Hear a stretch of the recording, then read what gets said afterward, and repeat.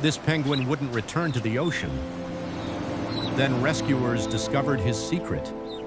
The first time the penguin refused to return to the ocean, everyone on the beach thought he was simply confused. It was early morning on the southern coast of New Zealand, and a cold silver mist hung over the water. Waves rolled onto the black sand in long foamy lines, and the air smelled of salt, kelp, and wet stone. The beach near Warkori Point was usually quiet at that hour, visited only by fishermen, dog walkers, and the occasional wildlife volunteer checking for injured seabirds after storms.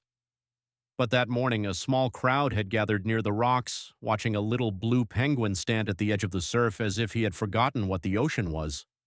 He was tiny, no taller than a house cat, with slate blue feathers across his back, a white belly damp with seawater, and dark, bead-like eyes that kept turning toward the dunes behind him. The tide reached his feet, washed over them, and pulled away. He did not move. A wave came farther up the beach. The penguin leaned away from it. A child laughed softly. "He doesn't want to get wet," someone said. But Dr. Mara Ellison did not laugh. Mara stood a few steps away in a waterproof jacket, her hands tucked under her arms against the cold. At 41, she had spent nearly half her life rescuing marine wildlife, and she knew that animals did not refuse their natural world without reason.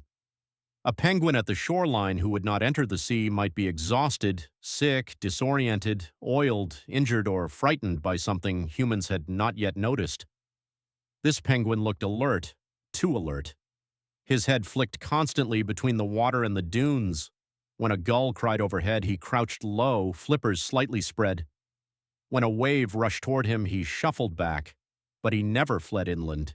He seemed torn, as if two powerful instincts were pulling him in opposite directions. "Mara," called Ben Porter, one of the younger volunteers. "Should we try again?" Mara did not answer immediately. They had already tried twice. The penguin had been found the night before near a roadside storm drain, dehydrated and lightly injured, likely blown off course by the rough weather that had hammered the coast for 2 days. Mara and her team had taken him to the small coastal wildlife center, examined him, warmed him, given him fluids, and kept him overnight for observation. By morning, he seemed stable, no fractures, no oil, no severe illness. His weight was low, but not dangerously so. His feathers were waterproof, his eyes were bright. A simple release should have been the happy ending. Instead, the penguin had waddled to the waterline, stopped, turned around, and marched back toward Mara. The crowd had found it charming. Mara found it troubling. Ben crouched near the penguin, keeping a respectful distance. "Come on, little guy, that's your home." The penguin looked at him, then turned toward the dunes again. Mara followed his gaze. Behind the beach, beyond the rope barrier that protected nesting areas, wind had carved hollows through the grass-covered sand. Low shrubs bent under salt air. Driftwood lay scattered like bones. The dunes stretched toward a rocky headland where little blue penguins sometimes nested in burrows or under old roots. But this penguin had been found nearly 2 kilometers away from the known colony, alone, at night, after a storm. Mara's eyes narrowed. "Ben," she said quietly, "where exactly did the call come from last night?" "The road near Harper's Bend," Ben replied. "A couple almost hit him with their car." Did they say which direction he was walking? Ben thought. Toward the road, I guess, away from the beach. "Away from the beach," Mara repeated. The penguin gave a short, sharp call, not loud, but urgent. He turned and began waddling toward the dunes. The crowd murmured. Ben looked at Mara. "Should I stop him?" "No." The penguin climbed awkwardly through the soft sand, slipping every few steps. He was not moving randomly. He followed a crooked but determined path toward the fenced nesting area. Mara lifted one hand toward the crowd. "Everyone stay back, please. Give him space." A woman with a camera stepped forward. Mara's voice sharpened. "Back." The woman lowered the camera and moved away. The penguin reached the rope barrier and tried to squeeze beneath it. His body was small enough to fit, but the sand on the other side had collapsed into a shallow trench from the recent storm. He slipped, scrambled, and called again. This time, from somewhere in the dunes, something answered. Mara went still. It was faint, almost swallowed by the wind. A tiny peeping cry. Ben heard it too. His face changed. Was that another penguin? Mara was already moving. "Get the rescue kit," she said, "and call Talia." Talia Ngata was the local Department of Conservation ranger assigned to the coastal nesting sites. She knew every marked burrow along Warkari Point, every predator fence, every storm-damaged section of dune. She arrived 15 minutes later on a quad bike, dark hair braided under her cap, boots muddy, expression serious. By then, the little penguin had settled near the rope barrier and refused to move again. He stood facing the dunes, calling every few minutes. Each time, faint cries answered from somewhere beyond the grass. Talia stepped off the bike and scanned the area. "You said he was found near Harper's Bend?" Mara nodded. "That's beyond the usual colony boundary." "I know." Talia crouched beside a patch of disturbed sand. "Storm changed this whole stretch. Some burrows may have collapsed." The penguin called again. The hidden answer came weakly. Talia and Mara looked at each other. "Chicks?" Ben asked, and Talia's jaw tightened. "Maybe." Mara looked at the adult penguin. "Not maybe," she said softly. "He's trying to get back to them." The discovery shifted everything. Little blue penguins, also known as Korora in New Zealand, often came ashore at night and nested in burrows, crevices, or hidden spaces among rocks and vegetation. Both parents could share feeding duties, traveling to sea to hunt and returning to feed their chicks. If one adult was injured or displaced during a storm, chicks could be left hungry and vulnerable. This male penguin had likely been at sea when the storm hit, or perhaps had tried to return to the nest and been swept or forced inland. Somehow, injured and exhausted, he had ended up near the road. Rescuers had taken him away, thinking they were saving him. They had not known he had a family waiting. Now he refused to return to the ocean because he had not finished what he came ashore to do. He had chicks hidden in the dunes. Talia marked a safe path through the nesting area and waved off the remaining beachgoers. No one passed the rope except rescue staff. "We do this carefully. If there are collapsed burrows, one wrong step could make it worse." Mara nodded. "Ben, bring the thermal scope." The penguin tried to follow them immediately. Mara blocked him gently with a folded towel. "I know," she murmured. "We hear them now." The bird snapped his beak once, not truly attacking, but anxious and fierce. Ben whispered, "He's angry." "No," Mara said, "he's a parent." They moved into the dunes slowly, placing each foot where Talia pointed. Wind hissed through the grass, sand shifted under their boots. The peeping sound came and went, sometimes clear, sometimes muffled. The adult penguin called from behind them, and every time he did, the hidden cries grew stronger. Talia stopped near a patch of flattened grass beneath a tangled mass of roots from a wind-bent shrub. "There," she said. At first, Mara saw only sand, leaves, and storm debris. Then she noticed a small dark opening almost completely covered by collapsed earth. A burrow entrance. The storm had washed sand down over it, leaving only a narrow gap no wider than a fist. From inside came a weak peep. Ben inhaled sharply. "They're in there." Mara crouched. "How many?" Talia used the thermal scope, angling it carefully toward the opening. The screen showed warmth behind the sand, small heat shapes. "2," she said. "Possibly 3. Hard to tell." The adult penguin called again from behind the rope. The chicks answered. Mara felt a tight ache in her chest. "We need to open it without collapsing the chamber," she said. Talia nodded. "Small tools only, no pulling roots unless necessary." The rescue began with spoons, gloved hands, and unbearable patience. Grain by grain, clump by clump, they removed wet sand from the entrance. The burrow was fragile, its roof supported partly by roots and partly by compacted sand that the storm had loosened. If they dug too quickly, they could bury the chicks. If they dug too slowly, the chicks might continue weakening from cold and hunger. The adult penguin became increasingly agitated. He waddled back and forth behind the rope, calling, pausing, listening. Mara glanced back. Ben, keep him calm if you can. Ben looked helpless. How do I calm a penguin? Quiet voice. No touching unless he tries to cross into the dig area. Ben crouched a few feet from the penguin. Hey, mate, they're working on it. The penguin stared at him. Ben swallowed. I know, not helpful.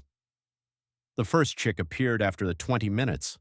It was a small, downy creature with gray fluff, dark eyes, and a head too large for its thin little body. It blinked in the sudden light, then opened its beak and cried weakly. Mara lifted it carefully. Alive, she said. The adult penguin called sharply. The chick answered. The sound seemed to cut through everyone on the beach. Ben wiped his eyes with his sleeve and pretended it was the wind.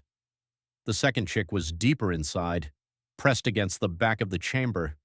It was colder than the first and barely moved when Mara reached it. She placed it immediately inside a soft warming pouch. Hypothermic, she said, but breathing. Talia checked the scope again. There's another heat signature. Mara looked at her. A third chick? Small, low, could be deeper under the collapsed section. That was unusual. Little blue penguins typically laid 2 eggs, but rescue work had taught Mara never to let typical blind her. It could be another chick from a neighboring burrow that collapsed into the same chamber, or a heat reflection, or another small animal sheltering inside. The adult penguin called again. From beneath the roots came the faintest response. Mara's mouth went dry. Third, she said. This one was trapped behind a partial cave-in where wet sand had hardened around the back of the burrow. They could not reach it through the entrance without widening the opening, and widening the opening risked dropping the roof. Talia moved around the shrub, searching for another access point. The burrow may connect to an old rabbit tunnel, she said. Here, maybe. Mara came around and saw what she meant. A second depression lay beneath the grass, hidden by fallen leaves. It might connect, or it might collapse everything. The adult penguin, still behind the rope, suddenly pushed forward and slipped under the barrier. Ben lunged to stop him, but missed. The penguin rushed, as much as a penguin could rush, toward the shrub. He reached the second depression and began digging with his feet and beak. Stop him, Talia said, but Mara raised a hand. Wait! The penguin dug frantically, throwing wet sand behind him. He was not random. He was working at a spot slightly left of where Talia had pointed. The hidden chick cried again, louder now. Mara's eyes widened. He knows the tunnel. Talia knelt beside him, careful not to crowd him. Move just enough, little man.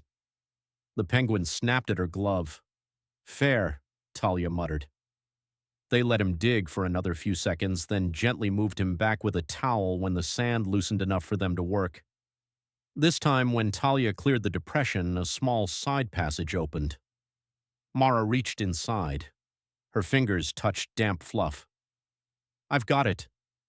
The third chick came out coated in sand, limp and cold. For one terrible moment, no one spoke. Mara held it against her palm, feeling for breath.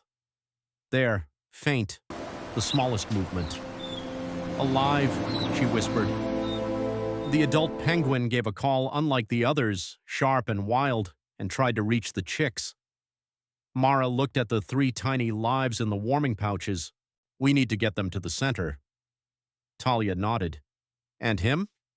Mara looked at the adult. He stood trembling beside the broken burrow, exhausted from stress, cold, and whatever had happened to him during the storm. He had refused the ocean. He had led them back. He had shown them where to dig.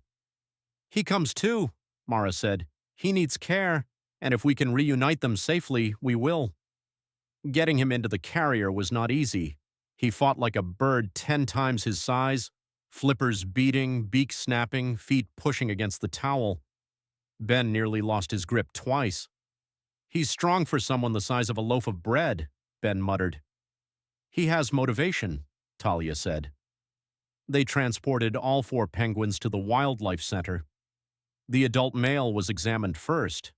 He had bruising along one side, likely from being battered by surf or debris. One foot had a small cut. He was underweight, stressed and exhausted, but otherwise stable. The chicks were more fragile. The first was hungry but strong. The second was chilled and dehydrated.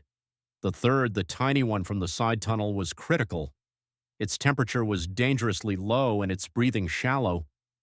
Mara and the veterinary team worked quietly beneath heat lamps, giving fluids, warming slowly, clearing sand from nostrils and checking for injuries. The adult penguin placed in a nearby recovery enclosure called constantly. The chicks responded weakly. After 2 hours, Mara made a decision. We reunite under supervision. Ben looked surprised. Already? They're stressed. He's stressed. If he recognizes them and settles, it may help. If he rejects or injures them, we separate immediately. Talia stood beside the enclosure, arms crossed. He fought a storm and a rescue team to get back to them. I doubt he's rejecting them. Mara smiled faintly. Let's let him decide. They placed the strongest chick first inside the enclosure. The adult froze. The chick peeped. The penguin lowered his head and touched the chick gently with his beak. Then he shifted his body around it. Not sitting fully, not crushing, sheltering. The second chick was placed beside him next. He gathered it too, making soft calls that vibrated in his throat. The smallest chick took longer. Mara hesitated before placing it in the enclosure, afraid it was too weak. But when the adult saw it, he moved carefully toward it and gave a low, steady call. The chick's beak opened. A tiny sound came out. The adult touched it, then settled around all 3. Ben exhaled. He knows them. Mara watched the little family beneath the heat lamp. Yes, she said. He knows exactly who they are. The story spread quickly through the coastal community. At first, it was simply the odd tale of a penguin who refused release.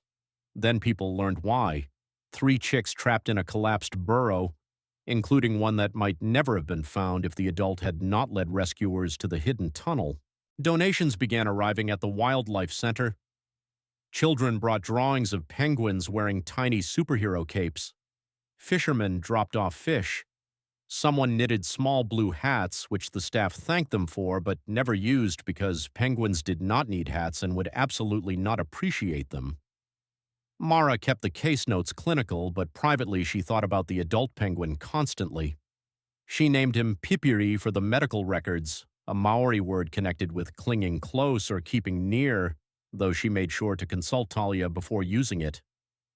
The chicks were recorded as P1, P2, and P3 because Mara refused to officially name every patient.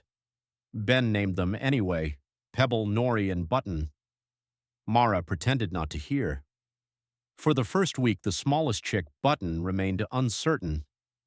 There were nights when its breathing became shallow and Mara stayed long after her shift, checking the heat, adjusting fluids, willing the tiny creature to keep fighting. Pipiri seemed to sense when Button weakened. He would shift closer, lower his head, and call softly until the chick responded. Do you think he understands? Ben asked one evening. Mara looked through the observation glass at the penguin sheltering his chicks.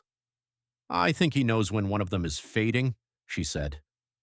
That may be enough. Pipiri could not feed them properly at first because he was recovering and had not been able to hunt. The staff provided carefully measured meals, monitoring the chicks' weights. As days passed, Pipiri regained strength. The chicks grew louder, warmer, and more demanding.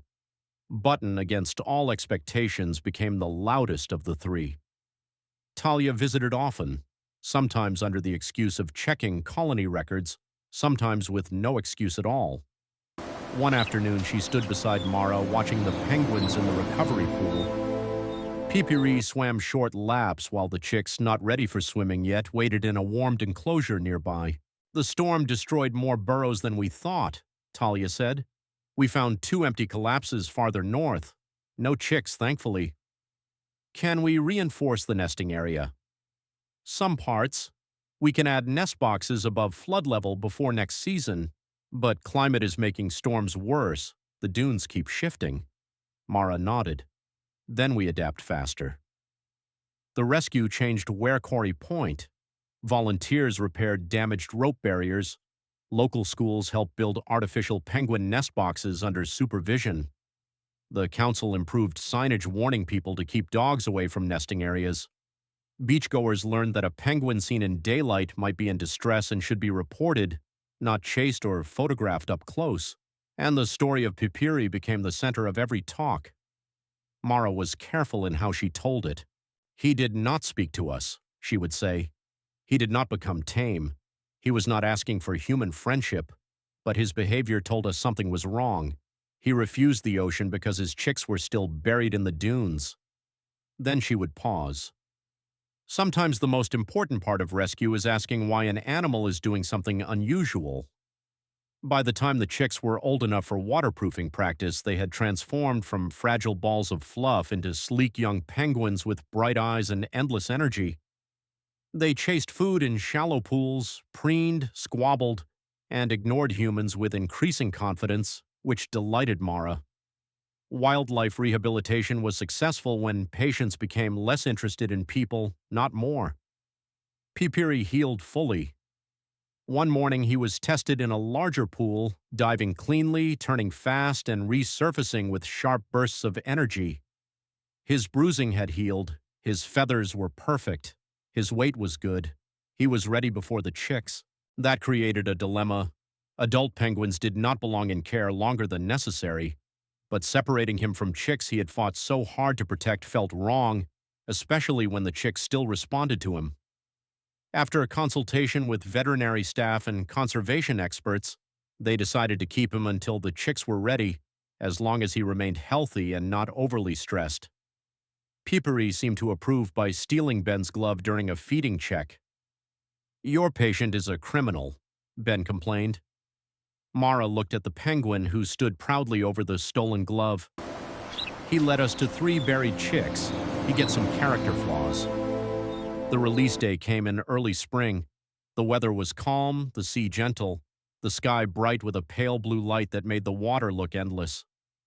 Mara, Talia, Ben, and a small team carried 4 transport crates down to Quarry Point before sunrise. No crowd had been invited.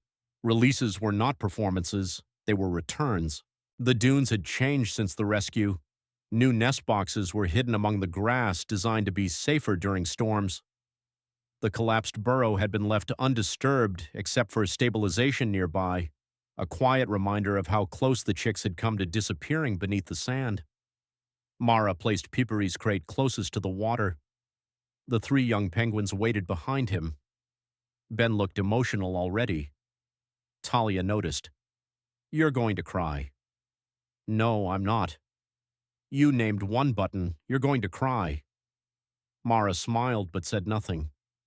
They opened Pipiri's crate first. The adult penguin stepped out, shook himself, and looked toward the ocean.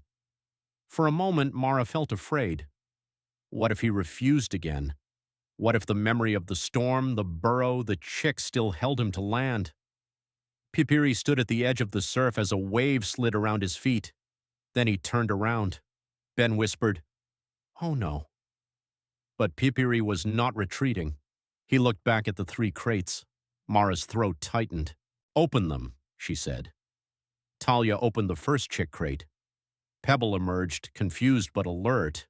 Then Nori, then Button, smaller than the others but bright-eyed and impatient. The 3 young penguins clustered near Pipiri. The adult gave a low call, then he turned toward the sea. This time he walked forward. The chicks followed. The first wave knocked Button sideways. Ben made a strangled sound, but Button popped upright and kept going. Pipiri entered the water smoothly, disappearing for a second before surfacing beyond the foam. Pebble followed. Nori followed. Button hesitated, then plunged in with a splash far too dramatic for his size. All 4 surfaced together. For several minutes they remained near shore, dark heads bobbing in the morning light. Then Pipiri turned toward deeper water. The chicks followed him out. Mara watched until she could no longer tell them apart from the sea itself. Ben wiped his face.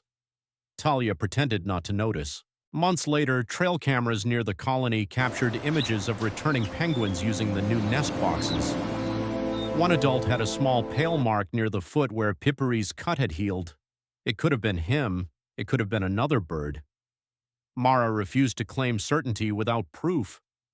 But when the camera later captured 3 young penguins moving near the same area, Ben printed the photo and taped it to the staff board with the caption, "Definitely Button and Friends." Mara crossed out "definitely" and wrote "possibly." Then she left the photo up. The case stayed with her more than most. Wildlife rescue was full of heartbreak. Not every patient survived. Not every release succeeded. Not every human mistake could be repaired. But Pipiri's story reminded her why paying attention mattered. The penguin's refusal had not been stubbornness. It had been information. He would not return to the ocean because his secret was still buried in the dunes. 3 tiny lives, waiting, calling, almost unheard. Years later, Mara would still tell new volunteers about him. She would describe the release attempt, the way the penguin turned from the waves, the faint cry in the dunes, the collapsed burrow, the hidden tunnel, the 3rd chick barely alive beneath the sand. She would explain that rescue work required more than compassion. It required curiosity, patience, and the humility to admit that an animal's behavior might make sense even when humans did not yet understand it. "Don't assume," she would say. "Observe." Then she would show them a photo of Pipiri standing at the surf with the 3 chicks behind him. "This penguin would not return to the ocean," she would say, and because we finally asked why, his entire family survived. On quiet mornings when Mara walked Warrakori Point before the tourists arrived, she sometimes stopped near the place where the old burrow had collapsed. The wind moved through the dune grass, waves rolled in and out. Penguins were usually hidden by then, safe in burrows or out at sea, living lives beyond human sight. That was the best part. The goal had never been to keep Pipiri close. The goal was to make sure he could leave, and he had. So before we go, remember this. Sometimes what looks like refusal is actually devotion. Sometimes an animal turning away from freedom is not confused, not stubborn, not afraid for itself, but fighting for someone hidden from view. A little penguin stood at the edge of the sea and would not go home because his true home was not only the ocean, it was also the 3 tiny voices buried in the dunes behind him. And when rescuers finally listened, they discovered his secret. He had not been trying to save himself. He had been trying to save his family.